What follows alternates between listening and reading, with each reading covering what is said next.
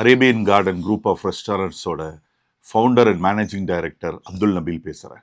8/3/2026 Indian Oil, HP, Bharat ஏஜென்சிஸ்களோட commercial cylinder சப்ளைஸை நிறுத்திட்டாங்க.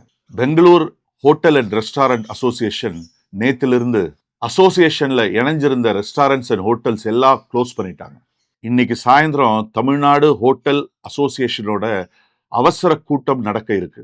எங்ககிட்ட இன்னைக்கும் நாளைக்கும் தேவைப்படுற சிலிண்டர் மட்டும்தான் ஸ்டாக்ல இருக்கு. இந்த நிலைமை இப்படியே நீடிச்சுச்சுன்னா தமிழ்நாட்டில் இருக்கிற எல்லா ரெஸ்டாரண்ட்டும் மூட வேண்டியது வரும். இதுல ரெஸ்டாரண்ட்ஸ் மட்டும் இல்ல, கமர்ஷியல் சிலிண்டர் பயன்படுத்துற, இதை நம்பியே தொழில் நடத்துற எல்லாருமே மிகப்பெரிய பாதிப்பை சந்திக்க போறாங்க.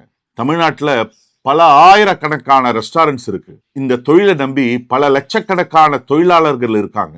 எங்க ரெஸ்டாரண்ட்லயே 1000 பேருக்கு மேல வேலை செய்யறாங்க. ஏற்கனவே நாங்க எங்க மெனுலேருந்து ஐட்டம்ஸை கால்வாசியா குறைச்சிட்டோம். இந்த விஷயம் கேள்விப்பட்ட உடனே 4-5 ரெஸ்டாரண்ட் ஓனர்ஸ்க்கு ஹார்ட் அட்டாக் வந்து ஆஸ்பத்திரியில அட்மிட் ஆயிருக்காங்க. எந்த ஒரு ஏஜென்சிஸ்லயும் ஒரு கமர்ஷியல் சிலிண்டர் கூட இல்ல.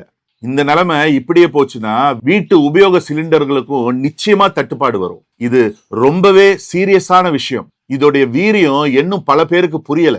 இது கொரோனாவை விட மிகப்பெரிய ஆபத்தா உருவெடுத்துக்கிட்டு இருக்கு. இது வெறும் ரெஸ்டாரண்ட் ஓனருடைய பிரச்சனை மட்டும் இல்ல, பல லட்சக்கணக்கான குடும்பங்களுடைய வாழ்வாதார பிரச்சனை. இந்த பிரச்சனையில அரசாங்கம் உடனடியா தலையிட்டு ஒரு தீர்வை காணணும்னு எல்லார் சார்பாகவும் கேட்டுக்கிறேன்.